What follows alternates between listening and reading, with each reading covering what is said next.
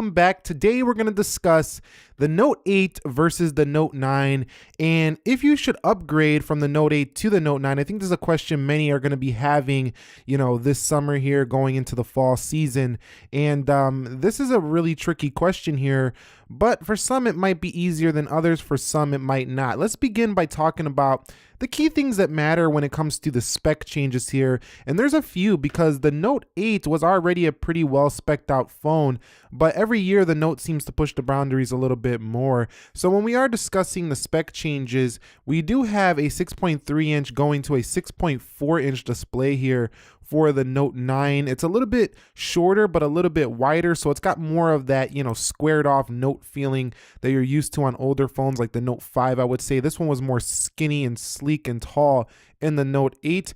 And you do have a similar 12 megapixel cameras on the rear, but the Note 9 gets the variable aperture setup that you found on the Galaxy S9 Plus. And you get a bump in RAM to 8 gigs of RAM if you do go with the more pricey version, which is $1249.99. But consider that you can get like a $400 discount or a $300 discount with the Note 8 against this phone. It could still be under $1,000 for the 512 gig if you're willing to trade this guy in. And the biggest upgrade, I think, of all is the 3300 milliamp hour battery inside this Samsung Note 8 goes to a 4000. So that's a huge update, especially considering the type of buyers that buy this phone usually tend to use it quite a bit. And this definitely has more stamina than the Note 8. So those are the key specifications that really change here. And I think the one that was felt the most in my time using it so far has been the battery and the Snapdragon 845 over the Snapdragon 835 over here. It's just a little faster and it lasts longer than the Note 8. Okay, so let's take a second to talk about the body and the build. Now, the Note 8 was definitely a big boxy square phone, and that doesn't really change to the Note 9, but I think it works very well for S Pen users because you want a flat, like kind of paper-like experience when you are writing with the S Pen, and that's why I think this design stays this way for the Note 9. Now, on the body, you do get 195 grams in weight here for the Note 8. I always thought the Note 8 was a little bit heavy, but definitely not the heaviest phone on the market. But the Note 9 takes it up a notch to 201 grams. So you can definitely feel the Note 9 a little bit heavier. Throw a case on it and it is heavy again. Now, the Note 9 is thicker, 8.8 millimeters versus 8.6. And what I really noticed is if you look closely, that display just seems to poke off the front of the Note 9 just a little bit more. And I don't really like that because it makes me feel a little bit nervous about even having a case on it and dropping it because it just sticks out more from the front. If you notice that display, it's a little bit more slender on the Note 8. So I think that the Note 9 actually has more of a boxy feel than the slender, tall Note 8 feel. So when it comes to the body, they're almost the same height though, so it don't really matter there. I think coming from a Note 8 to a Note 9, most people are going to say this is the same phone, but you will notice a slight difference in weight and a slight difference in thickness. But other than that, it's about the same design. So if you liked your Note 8 design, you'll definitely like the Note 9's design when it comes to the body and the build of these two. Both have glass backs on the rear, both have Gorilla Glass 5.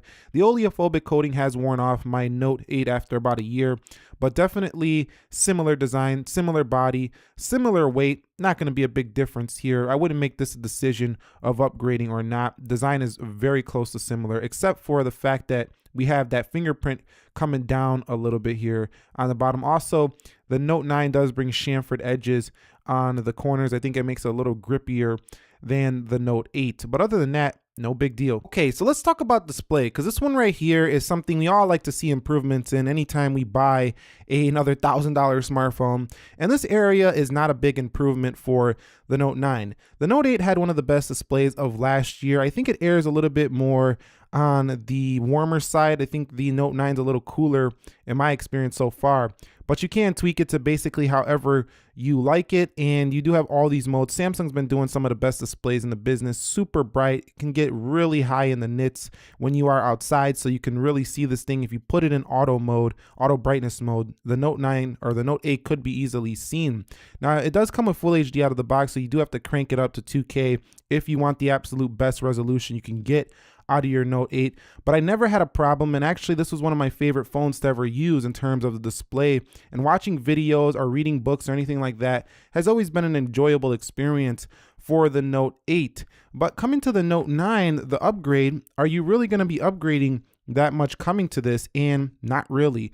It does get a little bit brighter. I'm not going to lie to you there. I have noticed it looks a little bit brighter than the Note 8, and it definitely has, I think, a little bit better color calibration than the Note 8. It just looks a little bit cleaner on the just colors, and the whites just look a little bit better, but I mean, it's just a little bit. But when you have such a good display on the Note 8 and then you just make it slightly better, that slightly better is definitely appreciated. And I think if you want the Note 9, you're not going to be disappointed coming to this in display. You're just going to be like, okay, I just kept my great display from my last phone. So this is definitely a slight, just a very, very slight upgrade, 6.4 inch, and just a little bit better calibration, whites, and a slight bit of brightness more. Okay, so moving on, let's talk about their software differences. So you did get upgraded to Android 8.0 Oreo after a very long time on the Note 8, and you do have Samsung Experience version 9.0. It's now has the ability, just like the S9, to go ahead and rotate the home screen here for the Note 8, which I think should have been on it from the start, but you can do stuff like this now. So you get a lot of those experiences that you get from the S9 here now for the Note 8. However, the camera still has that older looking UI, no AR emoji, stuff like that. On the Note 9, however, this is basically 9.5 Samsung Experience version. It's basically the same experience. Almost everything is identical. However, there is the inclusion of the new software for the S Pen. So if we go to S Pen here, let's put S Pen. S Pen, we're going to look for the S Pen remote, because now you have more S Pen software. So if we go here, you have the new S Pen remote, which allows you to take actions like taking photos, scrolling through your gallery, shutter key, media, managing music, Chrome. And this is going to be open to third-party developers if they want to work with this S Pen to make their apps, work well. I don't think many are going to do it, but it should be available, and some people might get on board with that feature. But that's a new thing here. And also, you're going to notice a difference in the camera software right here. You can see just has that same software as the Galaxy S9 Super Slow-Mo, AR emoji. Just the UI is just a little bit different from the one that you can see on the Galaxy Note 8. So definitely a difference there. I actually like the one on the Note 9 a little bit better. It's just a little bit more, I would say, user-friendly than the one on the Note 8. But other than that, I haven't really noticed too much of a difference. Yes, the messages is now blue in comparison to the orange messages on the Note 8. But like I say, this is almost an identical software experience. It's only slight differences, S Pen and camera. Other than that, software experience, it's going to be like using, again, the same phone. All right, so let's discuss their S Pens. Now, the Note 8 does have a very decent S Pen, just like the one on the Note 9. Now, a lot of people complain that these feel cheap for the price of this phone. I don't know what you're expecting, like a metal pen inside the phone. That would probably make it a little heavier, but some people, I think, want a little bit more quality feel because it's like a plastic cheap pen, but whatever. It still has that clicking mechanism on it, and you do have screen write, live message, translate, Bixby Vision. I put S Note there, but you have magnified coloring, and you could add different shortcuts. The wheel here for going into your features is the same on the Note 9. Creating a note, you can say hey, or write whatever you want. You have different pen modes you can select here, markers, things like that. You can get very creative with the S Pen on the Note 8, and the features that come to the Note 9 are actually not that different. So if we take the Note 9's S Pen out, you can see you do have the signature color depending on which one you do go with. For this example, I do have the lavender pen. Now, in terms of the color wheel, you can see create note, view all, note, smart select. I did notice live message looks a little bit different, and this is just something you're going to notice throughout the Note 9. Just the software just has some different themes on certain applications, but other than that, it's not that much different. Now, you go ahead and create a note. Let's go ahead and create a note. You could say, hey, what's up? Now, I noticed this one feels just a little bit more precise than the one on the Note 8, but that's only because it's new. When I got the Note 8, it felt more precise than the last Note. I guess they all just feel a little bit more precise, but they all do basically the same function, which is a huge selling point of the Note series. So you do have a few extra add-ons here with this guy. For the Note 9, it does have to be charged in its slot, but it doesn't take that long to charge. And they're really promoting this phone as the best S Pen phone ever on a Note, which it should be because it's the latest one. That's why there's an S Pen on the front of the box. But I think that if you're trying to upgrade from a Note 8 to a Note 9, besides those remote control features, there's not really a massive change here. So if you care a lot about using it as a remote control, I think it's actually quite useful. It's not really gimmicky, but other than that, if you just find yourself writing notes, the Note 8 will still do just fine. So that brings me on to performance, and this is one area that I think is slight but definitely noticeable for the Note 9. Now, the Note 8 is definitely no slow phone by no means, but I just find that the Note 9 is just a little bit more snappy when it comes to opening apps, as you've seen right there. Coming home, it's no big deal on either, but it just seems like there's a little bit more occasional touch delay on the Note 8 versus the Note 9. So I just think that with the 845, Samsung every year is improving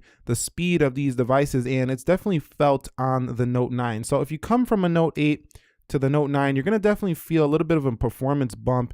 And it's not like it's just because it's a new phone. It just feels faster because the Note 8 kind of feels the same way it did on day one. So it's just simply a performance bump, and that's definitely appreciated and definitely feels more powerful than the Note 8 on the day-to-day in performance. Now, I will do a proper speed test if you want to see that. Again, it's not going to be a huge difference in your day-to-day apps, but you can definitely notice just a little bit more swift feeling performance for the Note 9. So if you want to upgrade and get a little bit better performance, definitely do this upgrade to the Note 9. You will appreciate its faster feeling performance and less, little delays sometimes. I mean, there's not anything massive, but sometimes there was an occasional stutter or delay here on the Note 8. Very rare, but it did happen. Whereas on the Note 9, it just seems to fly through things like it's nothing. So the Note 9, a nice improvement, I feel like, in the performance area. Not massive, but a nice slight bump that makes it be felt day to day. Okay, so discussing their camera, the Note 8 was just a beast. 12 megapixel dual OIS, f1.7 on the main camera, 26 millimeter wide angle, and then you had that 2x optical zoom at 52 mil. So it was really a good camera here for the Note 9. This is nothing to mess around with. 2160p at 4K, 30 FPS. They should have enabled 60 FPS on this phone. I know it was capable of doing it, but Samsung decided not to. Maybe they were doing it on purpose so they can just have something else to bring to the Note 9, which they did bring 4K 60 here. 8 megapixel camera on the front. The software, definitely seen improvements to the Note 9, but I think overall this camera was fantastic. I was able to put the Google Pixel camera on here as well and get even better photos out of it. So overall, just great hardware here for the Note 8. And let me go ahead and show you some photo samples I did side by side with both of these. On the Note 9, you can see that you do have the variable aperture dual camera. It's the same setup basically as this one, but it goes from f1.5 to f2.4 now, same 26 millimeters and 52 millimeters on the 2X. This can do 2160 at 60 FPS, and it can do a super slow motion effect as well. It's really hard to get that, but you can still get it done if you get things properly aligned in that square. AR emoji, which a lot of people find creepy. I don't really care for it that much. You got the hyperlapse mode, and you just have a few more features that you don't find in the Galaxy Note 8. But overall, their cameras are actually quite close in good lighting. It's just the low lighting where the Note 9 seems to exceed. A little bit better detail as well for the Note 9, but I mean, it's very slight. And I think that if you're upgrading in this department from a Note 8, it's not going to be life changing, but it will be just a little bit better. And that's kind of what you want if you're going to pay this kind of money for a smartphone. You definitely want everything to be better. And I can say that being as though it's sharper and pulls in a little bit more detail, the Note 9 camera is better than the Note 8. But you can see the Note 8 is still a fantastic camera, and some might prefer its more warmer looking photos versus this cooler, more toned down picture that you usually get for the Note 9. Now you also have the scene optimizer mode that does come to the Note 9, which allows it to do some AI detection stuff, which can detect text. It can detect like sunlight, dogs, pets, things like that. And you might not like that stuff because it does change the saturation sometimes. It does boost the colors, the exposure, things like that, depending on what it thinks you should do. So if you're the type of person who likes to manually tweak stuff, you won't like it, but the Note 9 does offer that. Taking a look at these photos, you can see the detail is almost identical, and no matter which one you go with, you're getting a fantastic camera on either. I just think that the Note 9 having the better video mode is a little bit sharper detail, and the more toned down, more realistic looking photo gives it the edge. So yes, you do have an improvement in the camera department for the Note 9. I don't think it's like a crazy huge jump, but having that extra low light capability is welcome. So yes, if you're upgrading from a Note 8 to a Note 9, I think the camera is definitely a thumbs up. Okay, let's get on to the real upgrade here, battery life. And this is no joke. I've used both of these already now extensively. The Note 8 just gets schooled by the Note 9 when it comes to battery life. I'm talking like 1.5 to 2 hours longer per day on the same charge on the Note 9, and that's significant because that 1 hour or 2 hours could be the difference between a dead phone and getting to your house, or a not dead phone and getting to your house, or getting to a charger for that matter. Now, they do both support wireless charging and fast charging, so if you do keep things around and you are prepared, the Note 8 should never die on you because it charges super fast anyway. But if you're the type of person who doesn't like to carry a bunch of stuff, you just want that phone to last, the Note 9 is a massive upgrade here in the battery department. I went to sleep yesterday, with about 3.5 hours on screen time, still had 49% battery life. So that means I'm probably reaching around 7 hours of screen time with the Note 9 at its full, use of the battery, like from 100 to 0. So definitely a long lasting champ here in the battery department for the Note 9. This is probably the biggest upgrade you're gonna feel when coming from this phone to the Note 9. Okay, so in terms of the audio quality, both do, I'm happy to say, have a headphone jack here. The Note 8 has it down here, and the Note 9 has it down here as well. So both do retain that headphone jack, but the Note 9 brings a substantial upgrade that the Note 8 I was always wishing had, because once other phones came out with this feature, I was like, come on, Note 8, you're letting me down here. And that's the stereo sound with Dolby Atmos here enabled. This thing just gets loud for the Note 9. So let's take a listen. All right, so here's one of my videos, one of the latest ones. Let's watch, how about we watch the iPhone 10 versus the Samsung Galaxy Note 9.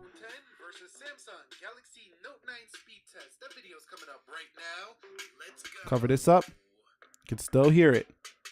So that's what I'm saying. I mean, before on the Note 8, if you were to use it, you can cover up that audio really easily. Let me go ahead and showcase that right now. So here's the Note 8. We're going to play that same video. Now look at that. Wow. And don't get me wrong, I know I'm doing this on purpose, but this does actually happen in real life sometimes.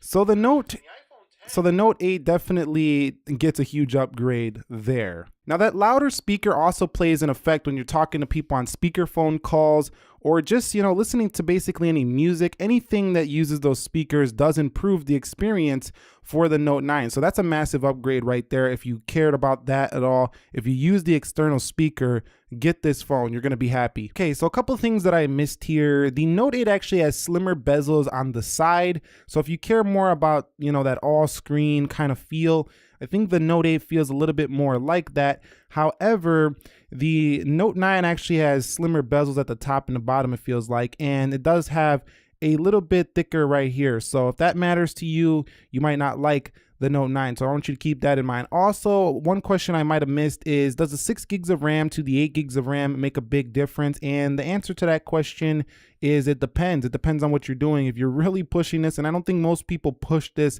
that hard, even if you're a power user, you're probably not going to use 8 gigs of RAM on your phone.